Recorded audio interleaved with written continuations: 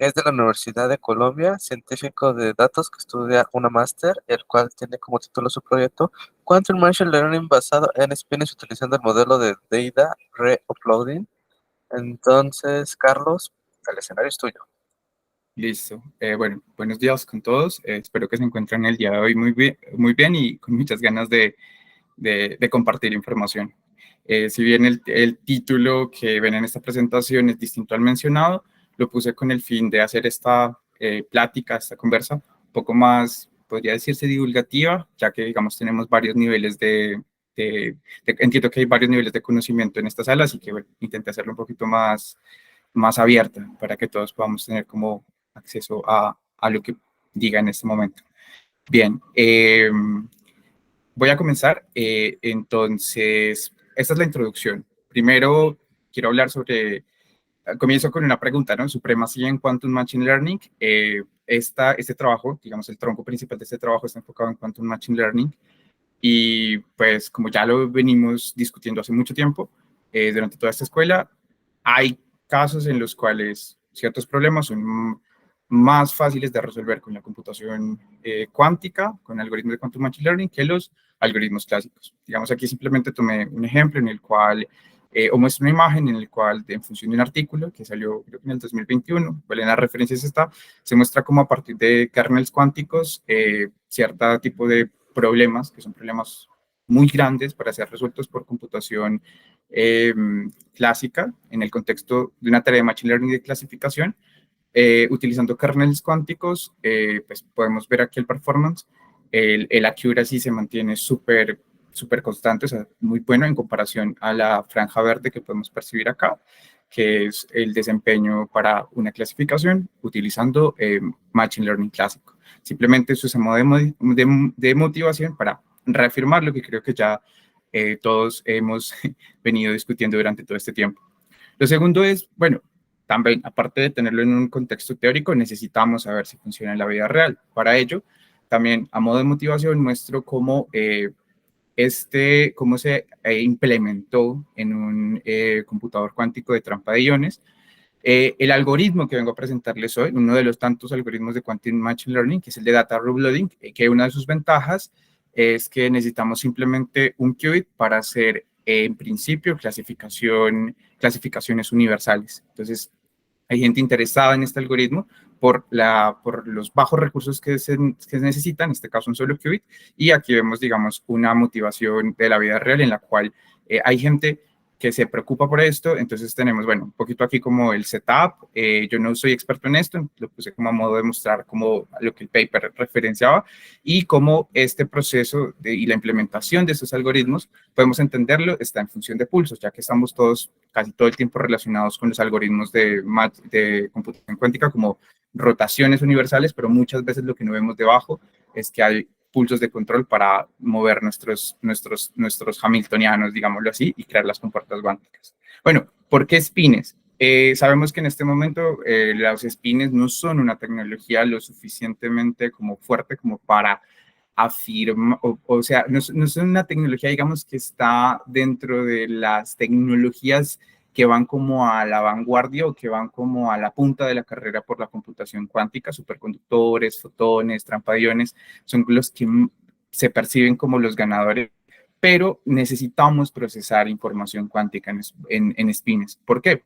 Algo de lo que, digamos, yo me pego en este momento y me parece muy interesante porque, digamos, tengo algo, no un conocimiento profundo, pero me ha parecido, lo he venido estudiando hace muy poco, es el tema de sensores cuánticos. Nosotros, mediante sensores cuánticos, que no están limitados a spines, sino puede ser con otros tipos de tecnologías cuánticas, pero los spines son un potencial sensor cuántico que nos permite mapear el entorno. Y aquí inclusive es interesante mencionar que el ruido se vuelve nuestro amigo.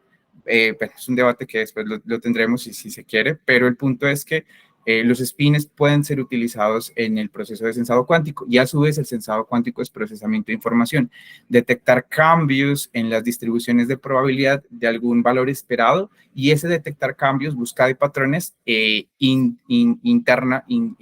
como implícitamente se puede resolver utilizando Quantum Machine Learning. Así que, ¿por qué no intentar este tipo de algoritmos con spines?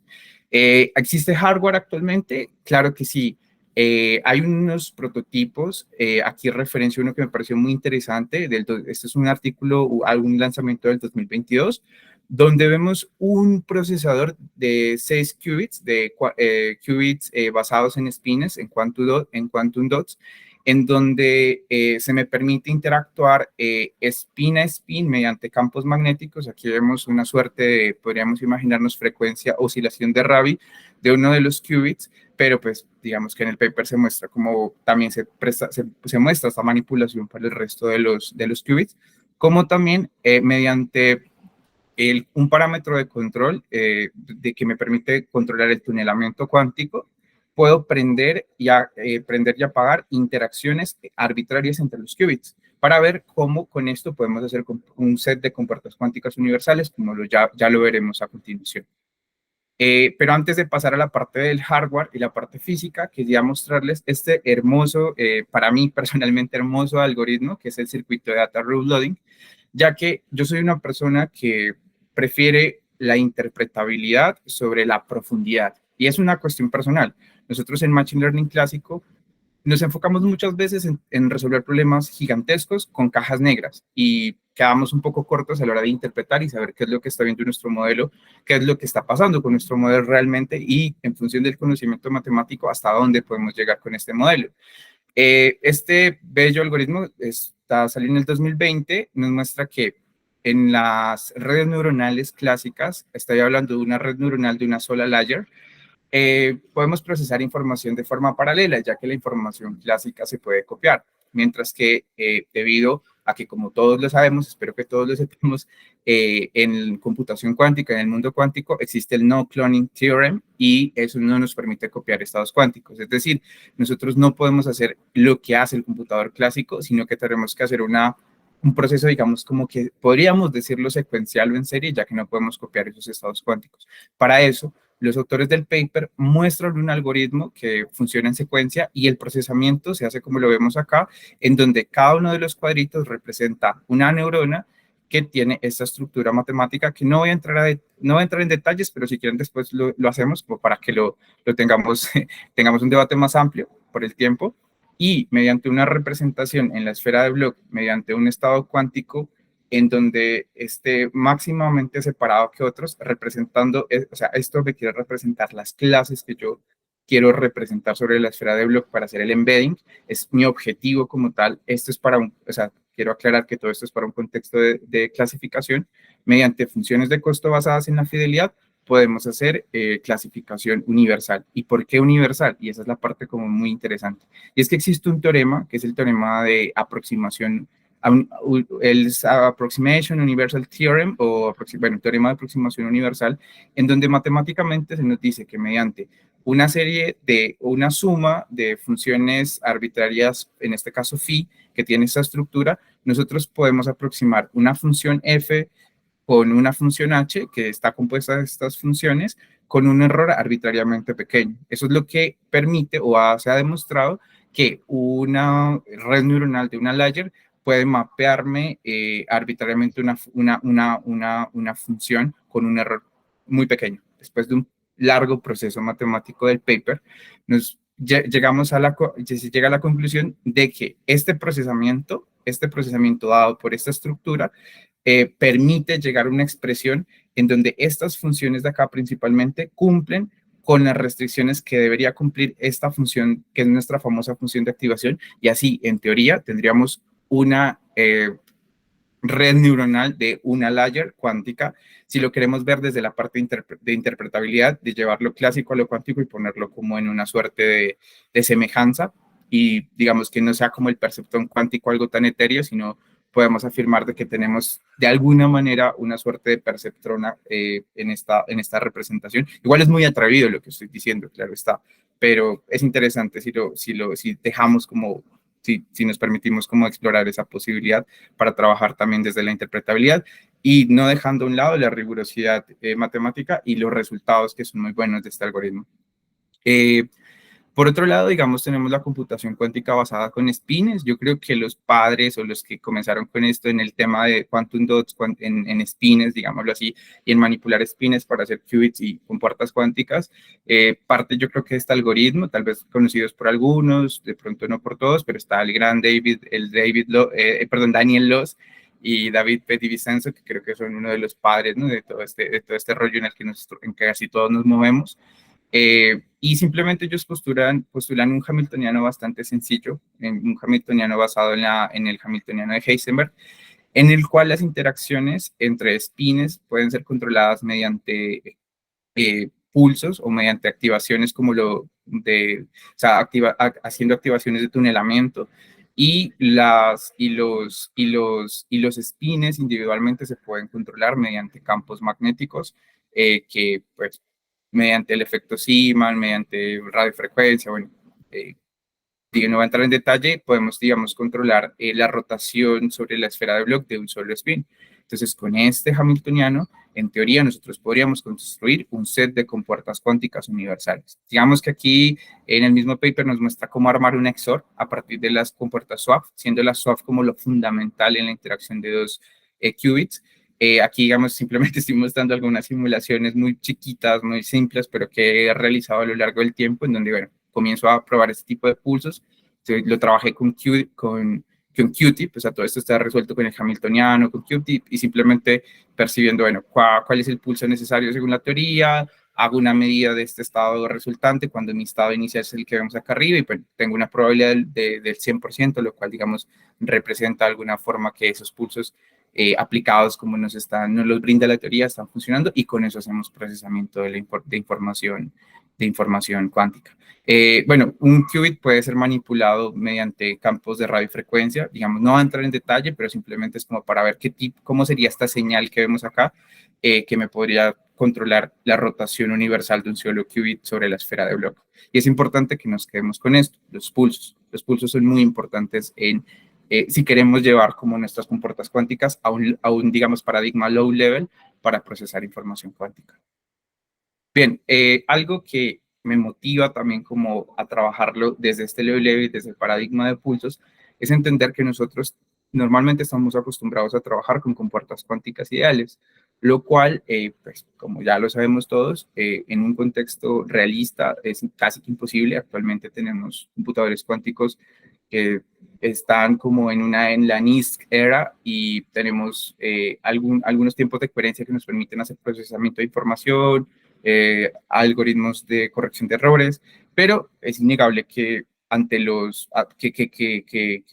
controlar un sistema cuántico y aislarlo completamente, súper complejo. Entonces, simplemente recalco que lo que quiere hacer este trabajo es no solo quedarnos con las compuertas ideales, sino poder añadir esos ruidos, tanto clásicos o coherentes, digámoslo así, perdón, no, la palabra coherente está mal utilizada, los ruidos clásicos, es decir, ruidos gaussianos en los pulsos, como los ruidos cuánticos en este caso, por ejemplo, para el caso de los espines, caracterizados en tiempos T1 y T2, que son los que, digamos, modelan normalmente los errores cuando no tenemos una evolución unitaria, sino que ya agregamos términos disipativos. Aquí, digamos, tomando una ecuación diferencial, como digamos que esta es como una forma de escribir la evolución temporal de un estado cuántico abierto, y mostrando que estos términos que aparecen acá son los responsables o los términos incoherentes, digámoslo así, los que hacen perder coherencia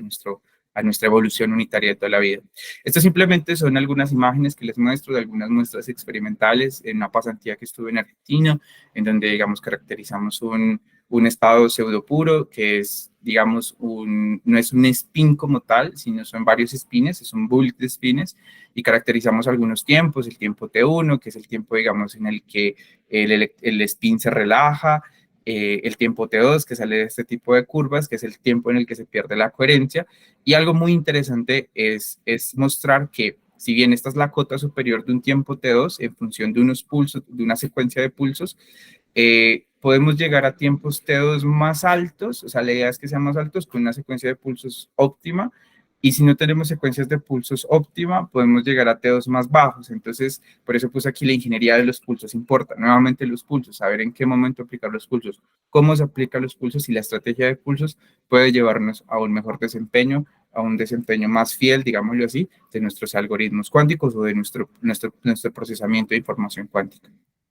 Entonces, digamos que aquí, entre comillas, les estoy compartiendo simplemente mi trabajo. Es un trabajo, digamos, que ha sido un poquito lento porque aquí no he tenido como, como que es igual muy nuevo, entonces para mí es muy asombroso. Entonces, yo lo veo como, no tengo acceso a la tecnología, así que estoy en este momento haciendo mi laboratorio virtual, por decirlo así, o sea, de forma muy, muy romántica, y es comenzando con algunas reproducciones de algunos papers en donde, teniendo en cuenta el algoritmo de data reloading, comienzan a mostrar qué pasa con la función de costo cuando tenemos ruidos cuánticos, en este caso un ruido de amplitud damping, o sea, de polarización, donde modelan canales con los operadores de Krauss y muestran qué pasa con las funciones de costo cuando aumenta la probabilidad de que haya un error. Entonces podemos darnos cuenta que esta línea en azul me muestra un caso de desempeño de loss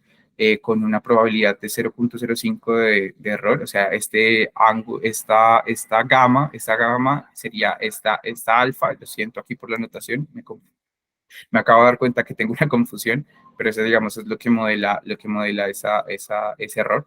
Y vemos que a medida que el error aumenta, pues nuestro desempeño, creo que muy intuitivamente, de los algoritmos, de este caso del algoritmo data reloading de clasificación, pues se vuelve peor. Entonces, digamos que igual hay un interés por estudiar qué pasa con esos algoritmos con ruido. Entonces, digamos, simplemente es alguna de las reproducciones de papers que estaba haciendo para nutrirme de herramientas para trabajar este problema. Algo importante es que el entrelazamiento importa. Este algoritmo no solo está enfocado a que se pueda implementar con un solo qubit, sino lo extienden a 2 y hasta 4 qubits en el paper original, en donde muestran las pruebas sin entrelazamiento y con entrelazamiento. Y personalmente yo hice, digamos, el proceso. Y es interesante mostrar que para algunos casos, no para todos, sin entrelazamiento tenemos estos desempeños, los que vemos acá, mientras que con entrelazamiento nuestro desempeño aumenta. Entonces, conclusión, el entrelazamiento importa.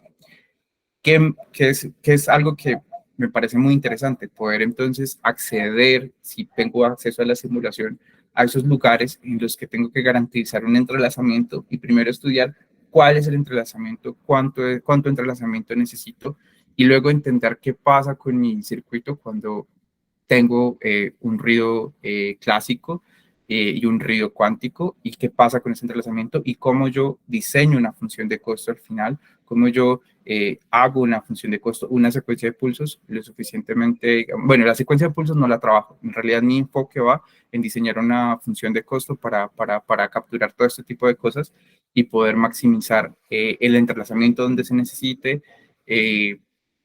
Por ahora se está trabajando con concurrencias. Por ahora, esto que vemos acá es un experimento muy pequeño, pero que para mí es muy significativo, en el cual simplemente estoy preparando un estado de Bell y este estado de Bell se supone máximamente entrelazado y a medida que yo varío el ángulo de la compuerta Hadamard, me doy cuenta que hay un ángulo específico, o sea, reemplazando la compuerta Hadamard por una compuerta RX, hay un ángulo específico en el que ese Rx pues se vuelve una compuerta Hadamard y tengo máximo entrelazamiento, pero para ciertos movimientos de los ángulos el entrelazamiento disminuye, lo cual influiría como tal estas partes y sería parte como principal de nuestro proceso de optimización. También vemos que cuando se hacen los pulsos con un ruido gaussiano sobre los pulsos, vemos que hay ciertos desplazamientos, podríamos afirmar, del entrelazamiento. Entonces eso también es algo como que se está explorando para poder estudiarlo y poderlo modelizar en una función de costo. Aquí les muestro algunos resultados en los que en un principio se está trabajando con data sintética. Estos son datos sintéticos representados en un solo, sería su representación en un solo qubit antes de ser entrenados y luego, después de ser entrenados, en el algoritmo, o sea, que estoy hablándoles del algoritmo sin tener en cuenta los pulsos, sin tener en cuenta como tal o sea, esto es literalmente con puertas cuánticas ideales, vemos como el algoritmo de data reloading responde muy bien separando las clases sobre su superficie a una distancia que pueda ser, digamos, distinguida o pueda ser discriminada por la probabilidad de medición en la base computacional. Y luego mostrar que pues, se ha implementado con otro, este es el conjunto de datos de Iris, se ha comenzado con unas inicializaciones aleatorias, se ha calibrado con algunas funciones, o sea, con funciones de costo basadas en fidelidad, en entropía de von Neumann, y después de hacer eso y ejecutar los pulsos del algoritmo, pues tenemos unos resultados, digamos, unos resultados interesantes en donde ya sabemos por lo menos cuál es la secuencia de pulsos con el cual yo puedo pasar de o sea, tengo ya mi secuencia de pulsos de cómo yo paso de mi algoritmo en alto nivel de puertas cuánticas ideales a digamos, al algoritmo ya bajo nivel que estaría interactuando ya con las cantidades físicas o viéndolo desde el hamiltoniano para, digamos, reproducir este tipo de actividades. Todavía no hemos introducido en los pulsos ni en el proceso, digamos, en este proceso, los ruidos cuánticos, ni los ruidos clásicos. O sea, es como les decía, esto simplemente es mostrar como a la comunidad lo que estoy haciendo, lo que estamos haciendo acá, compartirlo, ¿cierto? Recibir alguna retroalimentación. Y la idea ahora es, después de esto, bueno, después de esto, eh, entrenar este tipo de algoritmos, como hacer un baseline, hacer baselines con diferentes funciones de costo que permitan capturar los errores, que permitan capturar los ruidos y probarlos, digamos, directamente sobre la secuencia de pulsos indicada y ver si, pues, al final de la accuracy y las métricas de desempeño son las mejores. Bueno, eso es todo. Bueno, ahí están algunas referencias, muy poquitas en realidad. Aquí, bueno, agradezco la mesa, mi contacto y bueno, eso es todo. Y quisiera escuchar si hay alguna pregunta, duda, inquietud, no sé, súper atento. Muchas gracias. Muchas gracias, Carlos. Muchas gracias, Carlos. No sé si alguien tiene alguna pregunta, duda, interés. Igual te recomiendo que en la plática, bueno, que en el chat, bueno, en el canal de Discord, publiques ahí toda tu información, igual si quieres compartir. Recuerda que estas se están grabando y que más adelante se van a compartir a YouTube. Entonces, cualquier cosa igual. No sé, ¿alguien tiene algún comentario o sugerencia? Creo que no. Yo eso te tengo alguna pregunta. Ah, aquí hay una de Alejo Bernal. Sí, Adelante, Alejo. Buenos días, Carlos. Me parece buenos genial días. que trabajen con un solo qubit porque pues ahorita la limitante para muchas empresas es conjuntos de qubits bastante grandes. Entonces me gusta que se empiece a trabajar por ese tema y hacer aplicaciones reales que puedan servir en la industria. Era eso el comentario que quería hacer. Sí, muchas gracias. Es bastante interesante porque, digamos, o sea, te agradezco un montón la apreciación. Para mí también fue muy importante, o sea, comenzar con algo pequeño, creo yo, pero seguro yo he sido muy así como, bueno, vamos a comenzar con algo pequeño y luego ya nos tiramos con algo un poco más grande sin menospreciar igual las aplicaciones donde hay muchos qubits involucrados, pero es muy bonito, digamos, actualmente he visto algunos papers donde intentan generalizar esta universalidad, digámoslo así, bueno, en realidad un paper en donde lo intentan, pero creo que no lo logran muy bien, o sea, quieren estudiar justamente la universalidad de este algoritmo, muestran que sí, efectivamente para un qubit funciona muy bien, y dejan el espacio abierto para 2 qubits, 3 qubits, por donde todavía esa, digamos, universalidad no está como todavía demostrada matemáticamente, pero hay cosas como muy interesantes, lo cual siento yo brinda cierta seguridad a la hora de enfrentarnos a un problema, porque tendríamos la seguridad de que, pues, entiendo yo, si tenemos este teorema a nuestro favor, podríamos mapear datos de forma universal y solucionar estos problemas que se nos viene con todo este tema de Quantum Machine Learning. Entonces, te agradezco un montón la apreciación. Muy chévere, gracias. ¿Otra pregunta o comentario?